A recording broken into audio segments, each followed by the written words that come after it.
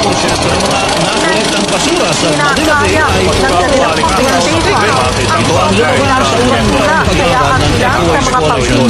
sa baha na sinsira.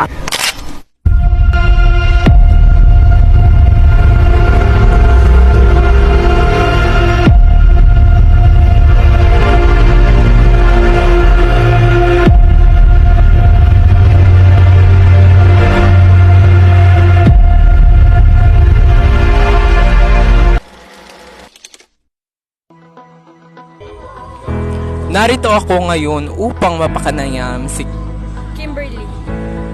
So, ang aming katanungan ay, sa inyong lugar, sapat ba ang mga basurahan at pangongolekta ng basura? Opo. Dahil minsan lang pumupunta yung mga taga-collect ng basura sa aming lugar. Kaya nagsusunog na lang yung mga tao Ng basura. ng basura. Para sa iyo, malaki ba itong epekto sa ating kalikasan? Oo, dahil malaking pollution ito sa amin. Maraming salamat, Kimberly.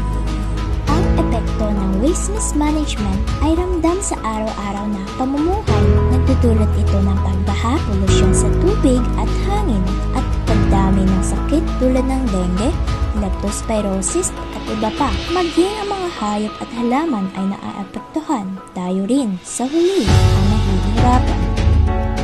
Ano po sa tingin nyo ang dahilan kung bakit maraming tao ang hindi tama ang pagtatapon ng basura?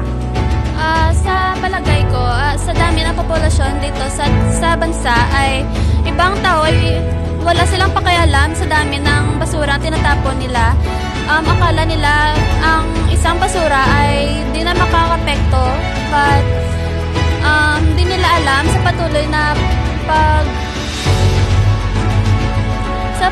paglipas ng panahon ay nagtitipon yung mga basura at ito ang nagresulta sa polusyon sa basura. Palikod ng moderno nating pamumuhay, araw-araw ay dumarami ang basurang hindi maayos ang pagtatapon. Waste management ang tawag dito. Isa itong serious na issue na unting-unting sumisira sa ating kalikasan, pero madalas ay binabaliwala.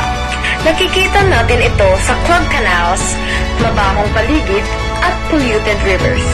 Tayong kabataan ay may boses at responsibilidad na kumilos. Pero hanggang kailan tayo magbubulag-bulagan sa problemang ito? Ang dahilan kung bakit tatayo ang waste mismanagement. Una, ang kakulangan sa kaalaman at disiplina sa tamang pagtatapon. Pangalawa, ang limitadong akses sa maayos na pasilidad gaya ng fresh bins at MRF o Materials Recovery Facility. At pangatlo, ang kakulangan sa suporta at aksyon mula sa mga lokal na pamahalaan. Lahat ng ito ay nag-aambag sa lumalalang problema. Pero hindi pa huli ang lahat. Magsimula tayo sa simpleng mga hakbang, tamang segregation ng basura, pagre-reuse at pag-recycle, at paglahok sa mga clean-up drive. Tayong kabataan ay may nilakas at boses, kaya gamitin natin ito para sa kalikasan.